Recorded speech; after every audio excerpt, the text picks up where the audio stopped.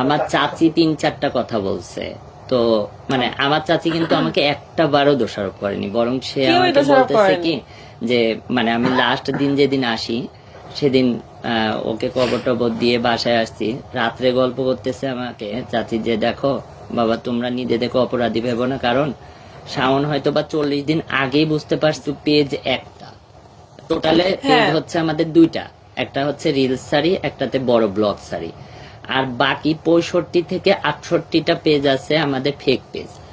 তো ওরা প্রত্যেক নিয়ত আমাদের ভিডিও ছাড়তেছে। আমাদের ওই দুইটা পেজে দেখবেন যে এখন পর্যন্ত আমরা একটা আপডেট তো দূরে থাকুক, একটা মাইডে থেকে কিছু, কারণ আমরা ওই মন মানসিকতার মধ্যেই নাই, মানে আমরা ফুললি মানে একটা ভয় করতেছে, কারণ শাওনের সাথে আমার এমন একটা সম্পর্ক, শাওন আমার চাচাতো ভাই, ও যখন প্রথম আমার কাছে আসে আজকে থেকে 2 বছর আগে, তো তখন থেকে 2 দিন আগে 3 দিন আগে মানে 13 তারিখে ওর সাথে আমার কথা হয়েছে, ভাই শোনো তুমি যদি সরকারি কখনো চাকরি পাও তখন আমাকে ছেড়ে যেও, তাছাড়া কখনো যেও না, এরকম একটা কথা হয়েছে। তো ও বলছে দেশ ভাই আমি তোমাকে ছেড়ে পাগল হয়েছে, কোনোদিন যাব।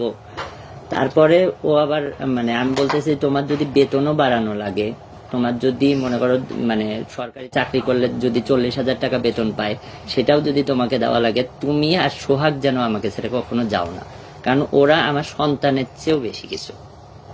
সোহাগ আমার শালা হয়, ও আসছে এইটুকু বয়স থেকে আমার কাছে থাকে, আর শাওন আসতেছে 2 বছর থেকে। 2 বছর ধরে থাকে আমাদের সাথে, কিন্তু আমার বিয়ে হয়েছে 9.5 বছর প্লাস, তখন থেকে ওকে আমি দেখি, গ্রামে যাই, ওকে আদর করি, ভালোবাসি। আমার দেবর হতে পারে সম্পর্কে, কিন্তু আমার সন্তানের মতো, আমার কোলে ওর জীবন গেছে, আমি দেখি।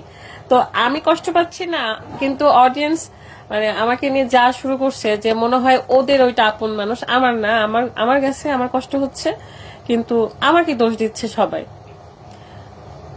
আমার কাছে জীবন গেছে আর আমার কোলের ওপর।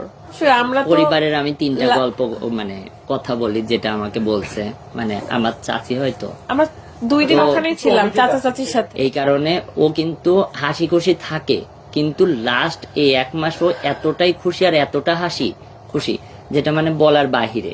এবং চাচিকে এই সময় এসে বলছে যে মানে আম্মা তুমি একটা বোন নাও, তো চাচি নাকি হাসছে যে এই বয়সে আমি বাচ্চা কাচ্চা নিব। তো বলতেছে যে এই দেখো আমি যে বলতেছি তুমি বাচ্চা কাচ্চা নিচ্ছ না, এক সময় পস্তাবা, এই কথা বলছে।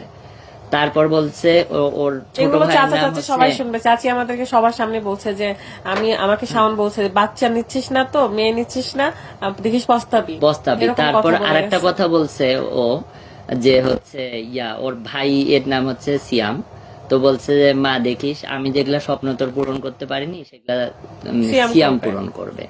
তো চাচি এগুলা বলতে স্যার আমাদেরকে বুঝাচ্ছে যে তোমরা ভেঙে পড়ছো কি কারণে, তোমরা কি কারণে নিজেকে দায়ী করছো বা এরকম করতেছো বা করতেছো। তারপর ওর প্রোফাইলে 2 দিন আগে আমি দেখলাম মানে এই পরে সবাই পোস্ট দিচ্ছে দেখি যে ডেট স্লো লেখা আছে, মানে ডেট স্লো।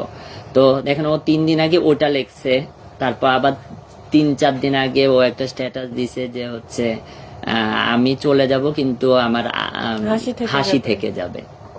ও অনেক কিছু হয়তো ইঙ্গিত দিছে, এগুলো আমি ভাবছি না। আসলে যার জীবন চলে যাওয়ার চলে গেছে, আমাদের জিনিস চলে গেছে, আমরা কষ্ট পাচ্ছি, আমরা পস্তাচ্ছি। আমার হয়তো বা এই শাস্তিটা সারা জীবন ভোগ করতে হবে আমার, এটাই যে আমি হয়তো বা আমার জন্য হয়তো বা তার জীবন গেছে। ট্যুর যদি প্ল্যান না করতাম তাহলে হয়তো তার জীবন যেত না। সবকিছুই ভালো ছিল, আসার পথে জীবনটা চলে গেল।